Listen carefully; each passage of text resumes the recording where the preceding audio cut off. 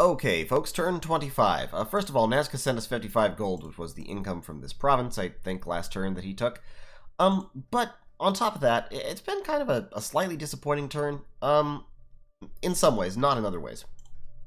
We cast Dark Knowledge a whole bunch of times and found nothing. There are no more death gems in all my territory. I think there's like one province that I haven't site searched to level 9 now. Where is it? Is there one? Yeah, it's the first forest. Everything else that I own, I think, has now been site searched to level 9 death. So we're gonna have, where are you casting Dark Knowledge? Solam? Wait, where's Solam? Oh, there's actually 2 provinces. Okay, so we're gonna cast Dark Knowledge on those last 2 provinces just because. And we'll see what we can find, but I doubt we'll find anything. We awakened a couple of Vine Ogres. We're gonna start churning those boys out as much as we can because they are big, thick boys, which is what you want.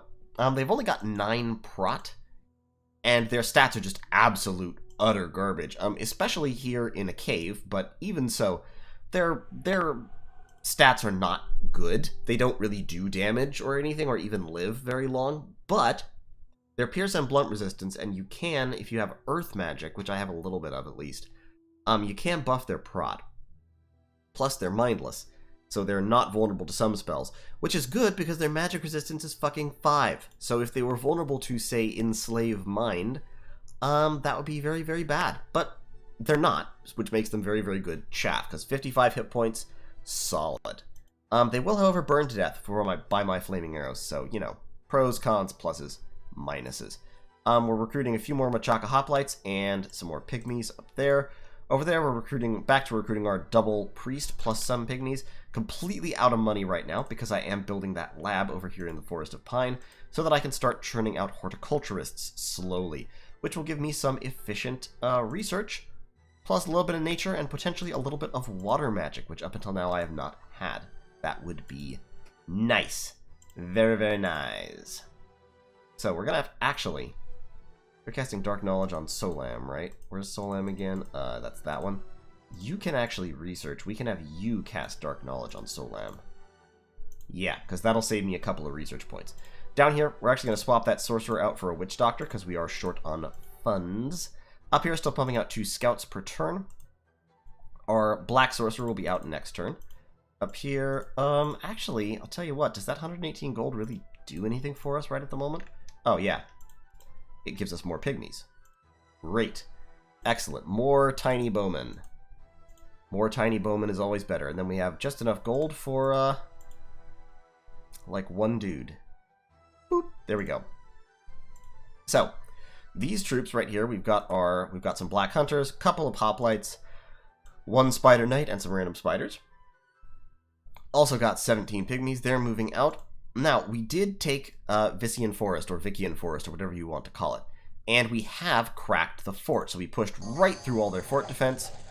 We went in, we killed everything. It was no problem, really. I think we had a little bit of friendly fire. Yeah, we definitely got some friendly fire there, but... yeah, we lost one of our great spiders. So, the entrance has been breached. So now let's look at the province, shall we? I was looking at this, and I was wondering, I was thinking, I mean, like, taking the fort would be very good. And I'm looking at these huge blobs of undead that he's got here. About 450 units in each. Now, once again, I think that may be somewhat exaggerated. Not all that much, but at least somewhat. Down here, he's got 100 long dead and long dead Veletae. Not very threatening. Up here, 450 units, but ghouls is listed first. So the ghouls, and looking at just kind of the rough proportions, you can sort of guesstimate from the rough proportions here. It looks like more than half of both of these forces are ghouls. Now, I'm willing to gamble that he's not actually going to want to bring the ghouls out, because the ghouls are his siege defense. And he doesn't, and they're shit fighting units. They're much worse than long dead at fighting. So I'm thinking he probably doesn't want to bring them out. So in terms of long dead and Bratarii, in terms of units that he can actually bring to combat in these 3 provinces, he's actually probably got only about 500 or 600, which seems like a lot, but I've already proven that this army can kill 500 or 600 long dead with minimal casualties. Like, I've already done that, you know. Been there, done that, got the t-shirt. We have lost our weaker chaff, But our stronger chaff is still here. Our Black Hunters are still here. Our Machaka Hoplites are still here. Our Spider Knights. We've actually got more pygmies than we did, I think, by a little bit. And we have... There was this battle in Henwood where we lost a number of units, and we had a number of pygmies retreat. But we've still got about 20 and plus another, I think, 15 or so actually joined the army. So we've actually got like 300 pygmies, plus the chaff. And if we look at our infantry, we've got slightly under 100 infantry. So, plus all of the priests and the mages casting Swarm, I'm going to hit Conjuration 5 this turn. So I've actually scripted my mages to have one just cast right after they cast Phoenix Power. And if I'm lucky, at least some of them will take that as an opportunity to summon a full-sized fire elemental. This guy is, yeah, he's set through this one. Kinchikatile, I've actually just set to spell. So he's going to Flaming Arrows, Earth Power. That'll make him Fire 3, Earth 3, with a whole bunch of excess fire gems. He may well summon, like, he might very well summon some full-sized fire elementals. And if he does, they'll be right behind the Black Hunters, who do not really care much about the heat fatigue damage. And all of my chaff at this point is pretty tough. So I think I can actually win this. Between the Flaming Arrows, the Fire Elementals, the Swarm, I think if he were to hit me with 600 Long Dead, I think I'd come out okay on the other side and still take his fort. Now, the thing that might stop me from taking the fort would be if all of my fire gems were spent, and so I wasn't able to cast Flaming Arrows when I attacked the fort. That would be the thing that would really toast my buns here. So, in order to alter that, I could alter Kinchikatile's scripting so that he doesn't potentially summon fire elementals. So I could have him casting like fire darts, 10 AP fire damage, precision 4. And fire darts is fire 1, he's fire 3, so I could get him to be throwing 6 of them by casting Phoenix Power. That still seems like a terrible waste. Like, fire darts is just not a very powerful spell. But against Long Dead, it could work. Question mark? Probably just have him throw Earth Meld. Yeah, just have him throw Earth Meld. Stick him in place. That'll be fine. But yeah, and this army has a lot of priests, like a lot of banishment.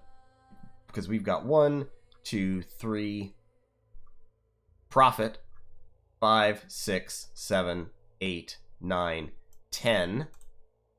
And does that count these guys? I don't think that even counted these guys. Yeah, it's got a lot. There's a lot of priests there. Plus the Prophet. I think if he charges me with his Undead Legions, I'm gonna wipe him out. And so I'm willing to bait that fight. Like, I'm willing to take this and capture his Palisade. This has a lot of recruitment points, not a lot of resources, but a lot of recruitment points. And it will also draw resources from Henwood unless he sends troops to attack Henwood.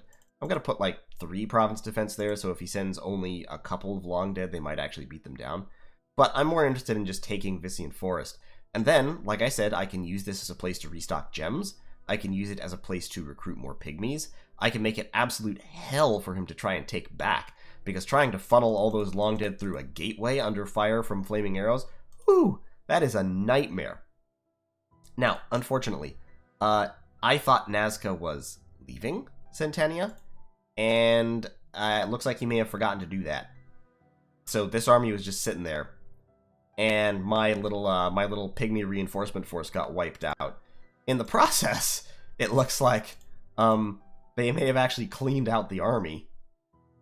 Because if we look here, the pygmies are all like they all dive down here. The pygmies start shooting. They actually take some casualties from the pygmies, and then they all fucking run. So yeah. The armies of Machaka are routed. Only the Apu's still here, and I don't know why the Apu is still here, to be honest. Because I would think he should have HP routed at that point. But anyway, yeah, all that's left is the single Apu. So he's basically apologized for this and been like, oh shit, I didn't mean to do that. We'll move on now. So I'm going to send Milena in to reclaim our rightful clay. And we'll keep on working. So we're building up a second army here. This army, I think, like I said, unless he sends literally all of these units, I think I win. If he sends all of those units, I will lose this army. Like not to beat around the bush or anything. If he sends 1,000, like literally 1,000 units, I'll lose this army. But in the process, I think I'll take a lot of his undead with me. Like a lot of them. And I think it'll still actually end up being kind of in my favor. Like, I will crush several turns worth of long dead production. Hell, even if he sends 1,000, I might still win. It's possible. Because, I mean, 1,000 undead are a big, big target for flaming arrows, and they're a big, big target for ashes to ashes. And he doesn't have much that aren't undead here. So I think what'll happen is his undead will stall on my line of hard-to-kill chaff units, and just get vaporized over and over and over and over. You know, and my ranged units will not be doing much damage to my front line. All of my frontline units that were vulnerable to that have already died. So I feel like I might be able to take 1,000 skeletons with this army. Now, that might just be my optimism. I've been overly optimistic before. It happens all the time. But I'm quite certain I can take 500 skeletons with this army. And I think 500 skeletons and 500 or 600 ghouls, I don't think the 500 or 600 ghouls add all that much in terms of combat power. So, who knows? We'll see. In any case, I got these boys in this fort, just kind of hanging out, maxing, relaxing, all cool. I've got Kimya here, who I can kit out to cast flaming arrows if I need to. He's summoning fire ants right now to get me a little bit more of a front line. Sadly, if I recall correctly, fire ants are not actually resistant to fire, which makes me, which does make a poor boy sad. But, you know, we'll see how it goes. This army, I've been told Nazca is going to hop through Ulm to get to Sceleria, and that's another, like, 160 or so siege strength. So he might be able to go down here and pop one of these forts, or at least besiege it for a while, and make Sceleria, get Sceleria a little bit pissed off at him. And we'll see what we can do. So, that's the turn. Turn 25. We're sending this army down here to try and clear out this Cult of Gaia in the Forest of Pine. Where we've got our Hobergs. Yeah, we definitely need to find that fertility cult and murder it. Kill it before it grows. So, thanks for watching. I'll see y'all in turn 26. Alright, folks. Turn, whatever turn it is. Turn 26. We have captured the fortress at Vician Forest. The enemy made a breakout in an effort to save their units. Unfortunately, I don't quite know how this happened, but I lost a black hunter, and then the spider went crazy. So I have this hunter spider here. Yeah, it says that I lost a black hunter at some point. In any case, that hunter spider just turned around and ate this commander for no reason, because it is stupid. It has the stupid trait, and so sometimes it does that. So it's nice that it didn't eat my sorcerer, who turned out to be directly in front of it, but yeah, he just bit my commander in the head and killed him. So that was nice. But we wiped out these ghouls with no losses. The enemy Scalerian cultists did get to retreat, and they will have gotten to retreat safely, I think, because they weren't in the fortress. So yeah, they retreated safely. And then I took the fortress. Minor casualties among the chaff. Not a problem. So, we've captured Vician Forest. The enemy has deployed a number of their units, and they're recruiting more Retarii. And I don't really want to stand here and hold this fortress, to be fully honest. So I think what I'm probably going to do is, well, what I can do is I can shift pygmy production here, because they do have the resources to recruit a bunch of pygmies per turn. So, we can do that. We can recruit a whole bunch of pygmies up there, no problemo. Bam. Bam. It should be going back to, there we go, bam. That's the way. Okay, so let's do that. Now, I can either sit here and try to hold this fortress, which enables him to concentrate all his forces upon me, or I can take this army, like this, all this army, and attack Mammoth Grove again. Actually, I shouldn't do that. What I should do is move up there. And then up here, I have a little force. About 80, actually about 90 pygmies. These guys can hold an attack. And these guys can be there. They're undisciplined, so they're just going to charge on ahead, unfortunately. But that will let me get flaming arrows on about 80 pygmies, plus a couple of ashes to ashes. Spammers. More than enough to chew through a whole bunch of undead. I did actually get a random event, which gave me 20 nature gems this turn, which is nice. I am also sending an enormous cauldron of broth to Relay in exchange for 18 nature gems. Basically because enormous cauldrons of broth don't hurt me in any way, and they don't really help Relay, except that they help him invade Ermor. And I would love to have people invade Ermor, so I'm going to support them in doing that. These troops will actually just sit still for one more turn here, recruit a few more Machaka hoplites while I move north, and then we'll once again collapse our armies here. Taking this fortress, yeah, I'm not really too, like impressed by it. I'm going to leave Genebi here, preaching, in order to pick up those new pygmies that I'm going to recruit. And then this army, led by Kinjikatile and his bros, can actually double back if I want it to, and wipe out whatever army comes to attack Vician Forest. He's just sending complete throwaway long dead. These are literally his, like, worst long dead that he's sending out for these battles. And this is one of the things that that Sceleria can do very easily. We did defeat this force that was attacking the halls because we had some patrollers, and the pygmies once again just absolutely laid down the law. Even when they don't have flaming arrows, they still kill long dead just because long dead only have 5 or 6 hit points. And even when they have high prot, standard long dead like these, which have an average of 12 prot with their armor and shield and all that Sceleria tends to get, arrows still go through that sometimes. So if we view this battle, we've got our patrollers here. They've got their little gang of skeletons. And the arrows just start coming in and doing small amounts of damage. And yeah, they just get wiped out. The Machaka hoplites held their ground very well. So did the Scorpion Beasts, because they have high prot and high hit points. So they did exactly what I wanted them to do, which is stand in front of skeletons and not die. Excellent. We didn't kill the Solarian cultist once again, unfortunately, so he might have gotten away somewhere. But yeah, we can.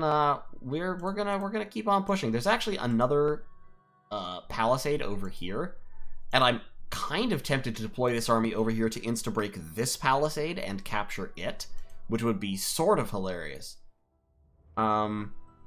In the sense that it would just be wasting Celeria's money and effort and time. But of course, once again, the longer this takes, the more skeletons Sceleria can build up. So you can see he's got, 50 there, about 75 there, a total of about 800 or 900, probably about 900 between these two provinces. There's another 200 or so, probably another 100 between those provinces. So, he's got well over 1,000 skeletons. I'm not certain I've actually turned his army sizes negative yet. But, this is just kind of how it's gonna be. Like, we're not going to be able to besiege either of these forts until and unless we accumulate a big enough army to overwhelm the, 150 to 200 plus siege defense he's got inside there. Now, once we get into those battles, the Flaming Arrows pygmies will be able to absolutely wipe out the guys inside. But, it's just one of those things. We are moving. We got our Black Sorcerer, a very lucky Black Sorcerer, an Earth 4 random, so we can boost him up to Earth 5 very easily, which will enable him to cast good Earth spells like Riches from Beneath. He won't be able to cast Earthblood Deepwell still. He'll have to empower for that, but Riches from Beneath is nice. In particular, it gives you a whole bunch more resources, which is what we need to pump out our hoplites, if we ever get to do that. However, we're also critically short on cash, as we have been this whole game, so that's going to be a problem. Fighting Sceleria is not scoring us a whole lot in the moolah department, and we will have to work on that. But what I think I'm probably going to do here is bounce up. Actually, I'm going to bounce over, hit this province, and then if he comes to besiege me, I'll bounce back and wipe out the besiegers. If he hasn't come to besiege me, then I'll just destroy this palisade and kill these Solarian cultists, who their odds of retreating will be fairly low, unless Sceleria also owns both of these provinces, which I don't think he does. I think that's almost certainly Caelum. So yeah, we'll bounce over that way. He probably will send armies of Long Dead to besiege this fort, and if he does, that's fine. I will just send my troops back because once again, this army can still beat 3 or 4 times its number in Long Dead, like without much trouble. And next turn, this force will also advance down if he's lowered this. If he's lowered the forces here, this force will advance down and actually will put this under siege, because 80 pygmies with flaming arrow support plus a bunch of magical blockers and a couple of sorcerers and a few priests can absolutely do that. So yeah, that'll be the plan. In terms of research, we're going to hit construction level 3 next turn. After that, I think we're going to want to work on enchantment. Level 5 will give us Horde of Skeletons and Pale Riders, so we'll be able to start deploying our own skeletal hordes. It will also give us some other good stuff. Our death gem income isn't the greatest. In fact, our gem income as a whole isn't the greatest because we haven't really been site searching much. We've been kind of busy fighting this whole war thing. But I could really, really use some Earth remote site searching. But that requires gnome lore, which I don't have. I sent her out to start site searching. And that would require Thaumaturgy 3. What other good things will Thaumaturgy 3 give me? Panic, which isn't terribly relevant. Rage, also not terribly relevant against the undead. Mindburn, can't cast. Bonds of Fire could be good. Or Prison of Fire. Prison of Fire actually could be good at mucking up the avalanching skeleton hordes. Beyond that, none of these are useful against skeletons. And yeah, I need Astral 4. I need Thaumaturgy 4 for Gnome Lore, and then it costs Earth 2, which I don't have a lot of, so probably skip that. But I will go, I'll go Alteration 5 next after Construction 3. So that'll give me Legions of Steel, and then that will give me Wooden Warriors. And that'll be great. And after that, maybe I'll start going down Evocation, or maybe I'll work on Enchantment in order to get down to Riches from Beneath. Because that's Enchantment 6. So Enchantment 6 might be the next one. Okay, that'll be the plan. Just consolidating more forces to fight Sceleria. Doing fine. The attrition is actually, I think, probably in my favor, which is unusual for people fighting Sceleria. Does require, of course, a constant expenditure of gems to keep that going. And Sceleria is not expending gems. So in that sense, I'm coming off worse. But when I'm actually winning fights and taking forts and stuff, you know, I'll take it. So, in any case, thanks for watching. That was turn 26. I'll see you all on turn 27. Okay, turn 27. We got our 18 nature gems from Relay for that cauldron. Great. We've hit construction level 3. Also pretty neat. We've bound another scorpion beast, cast dark knowledge, didn't find anything, awakened some vine ogres. In Imicton, we took the place with no casualties, and we instantly broke the fort. It also said our troops are starting to starve through lack of supplies, which doesn't actually make any sense. On account of there being more supplies than I'm using, so... And I don't see anyone starving, so I think this is a glitch. Like, even the guys who have diseases aren't actually starving. They just have diseases for some reason. So, yeah, and if you look here, I'm using 217 supplies, and there are 253 supplies. So, I really don't think this is a problem. In any case, we're storming the fort. They moved some troops over here, but in a critical miscalculation, not quite enough troops to actually break the fort in one turn. So, we're just gonna break this fort, and then we'll come back and rescue this fort. They could move a huge pile of undead over here, but this army can destroy a huge pile of undead with, like, no problem. So, who cares, frankly. If they move a huge pile of undead over here, we will destroy it. You know? I'm also going to set this guy up here. He's set to cast Earth Meld. I'm going to try to get him to cast Legions of Steel, which has a range of 15, AoE 25. So he's going to cast Flaming Arrows. He'll have to recover from that. Then he has to summon Earth Power. People will already be moving by the time he starts to cast Legions of Steel. But if he can get one off onto somebody, it would increase their durability pretty significantly. So we're going to just pop him like one step forward, because I don't really have missile weapons that I have to worry about. Well, attacking a fort I kind of do. And having Kinjikatile aced by an arrow would be hilarious. That said, if he is, this is one of the benefits of Black Sorcerers, if he is aced by an arrow, he'll turn into a Hunter Spider and still live. So that's nice. A second army is starting to move. It's much smaller, but it does have an okay blob of magic summoned chaff at the front, plus a few Machaka hoplites. Next turn, this force will be moving in.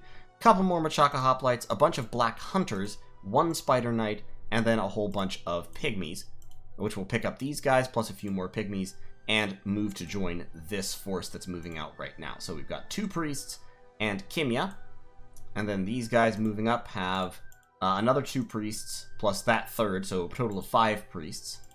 And that should be enough to make them pretty solid against the undead as well. With the flaming arrows, they'll have well over 100, almost 200 pygmies. They'll have a little bit of chaff. We'll get Oh Boy also reanimating vine ogres, so he'll be able to do that pretty much indefinitely. Over here, we're starting to root out in Forest of Pine. We're starting to root out the cult. Unfortunately, once the event has progressed this far, rooting it out just causes damage to the province. So we've got death scales, we've got resource loss, population loss. It's really kind of a bummer, but it'll be fine. I'm still at growth 3 despite having those death scales, and I'm starting to recruit, working on recruiting horticulturists. So everything's honestly going okay. My scouts here are going to continue sneaking through enemy territory. They are kind of getting caught and killed by Nazca as they go, which is sort of a bummer. We're gonna keep on doing scouts there because I desperately need scouts. I also kind of need to save up some money, but unfortunately I can't really do that without significantly imposing upon what I'm doing recruitment-wise. So we're just gonna have to let it be at the moment. I know there is a monster boar here still, so I'm gonna have to deal with that at some point, but I don't want to stop this army to patrol right now. I want to get another army into Celeria's lands as fast as I can, because Vanarus is now attacking Cetis, because they have just finished off Bandar Log. Monkeys at a Typewriter has been permanently vanquished, Bandar Log is destroyed, and Vanarus, I think, has taken most of their land. So that was, Bandar Log was up over here-ish, and on this side. But he's now coming in to help fight Sceleria. So my goal for the war has now shifted to basically taking all of this, including Celeria's capital itself, with the Campus Celeri, which has the massive death gem income. And if he takes all of this, that's fine. That's okay. I will split that with him. This is actually a really good province. We've got a Graveyard of the Damned that gives 2 death. We've got an Ancient Forge that gives a construction bonus and earth gems. And we've got a Wild Forest that gives nature gems. So that is a fantastic province to take. I am glad I found it. We're also, of course, going to hold Vissian Forest, because he can't stop this army from... I mean, if he poured literally every undead in both of these provinces, like, as in over 1,000 of them into this province, he could maybe survive the Arrow Storm. But so far, I don't think I don't think the Arrow Storm is survivable for his units. And I've still got Fire Gems, and I have actually hit Conjuration 5. So what I can do is, I can actually script these guys to summon a regular-ass, full-sized Fire Elemental. And regular-ass, full-sized Fire Elementals absolutely melt skeletons in a big, big way. Yeah, let's do that. So, you know, and then I can take Kinjikatile's gems and distribute them to the other sorcerers as necessary in order to pump out more Fire Elementals, because he only needs... Actually, what I can do with him is, if I want to, I can set him to Phoenix Power first, and then he only needs 1 gem to cast Flaming Arrows. I've been dropping Flaming Arrows on round 1 just to make sure they get the early hits, to minimize casualties among the chaff. But to be honest, I think I can probably swap to doing it the slower way if I want. Not right now, because I want him to get the Legions of Steel off, but in fights where I have other Earth Magic support, I can certainly do that, and there will be no problem with him. So we're still awakening Vine Ogres. I'm still binding a Scorpion Man, which I don't think is a Scorpion Beast, rather, which I don't think is actually an efficient use of gems here. However, what I can do is I can summon Cave Grubs, which are really, really good at sieging. So we're going to actually swap to doing that. Yeah, let's summon a couple of Cave Grubs with each of these guys, since they have the Earth Magic randoms. I actually have a lot of Earth randoms. And so they'll be able to help my siege strength tremendously. They do require magical leadership, so I am going to have to dedicate sorcerers to leading them. But Cave Grubs have like 6 or 8 siege strength each, something like that, so 10 of them will greatly magnify siege power and enable me to potentially knock down these walls in a way that, you know, I can actually achieve. Like, the only other option is Gate Cleavers, which I can't get in any finite, reasonable amount of time. So, that's the situation here. I'm hopeful that he's going to deploy 300 or 400 more undead to this province and let me smash them. Like, that would be really nice. If not, if he turtles in his forts, which is a perfectly reasonable thing for him to do at this time, then what I'm going to have to do is gather my armies and assault Mammoth Grove and take that out, or go straight for Sceleria, one of the two. But I am going to want to grab these provinces on the way to do that. And while I'm thinking about it, I can also kick the province defense up by 1, just to have a little bit more chaff, and Melina can patrol to ensure that there's a little bit of damage for any undead raiding parties that come up here to try and get through the province defense. So that's the turn. In geopolitical terms, Uruk is basically doomed. Uruk itself is free at the moment. He has invited me, however, to come in and take provinces. So Cascater, who was patrolling down here, is actually going to go up here and steal Star Peaks real quick. And that will expand me just very, very slightly. That is Vanheim's god. Yagrum el Guapo Bagarn, the eldest dwarf. And he's alone. If I had a remote attack spell right now, oh my god. If only. Oh, if only. Oh, that's sort of disappointing. If I had Seeking Arrow right now, I'd just kill him. I would outright just spend whatever air gems I had to hit him with Seeking Arrow like 3 times and kill him because he's alone. Like, this is the most vulnerable anyone could ever be. And I would love to snipe somebody's god like that. But we're at peace, and I can't cast Seeking Arrow. So, you know, it is what it is. However, definitely going to take this. Definitely going to hold on to this. Unless something catastrophically wrong happens. And then this army and these troops will join together into one super army. And yeah, how many pygmies will they have? That's about 100. And this is about 70 plus the recruitment. That's a few, plus like 10 pygmies. Yeah, so they'll have a little under 200 pygmies plus a decent amount of chaff, a decent-ish amount of chaff. More pygmies, more Eyes of the Lord coming out up there. So yeah, should be pretty solid. Should be pretty good. And we've got Wagyobath here. And Wagyobath is also going to start rolling over in that direction, as well as Azan with his freaking Earth 4. His amazing Earth 4. So, that's the turn. I'll see y'all in turn 27. I'm happy with how we're doing. We are doing pretty darn well. We should definitely be able to carve some good territory, some good gem income and all that off of Sceleria in this war, and then we can get prepped for whatever the next step is going to be. So, thanks for watching. See you next time.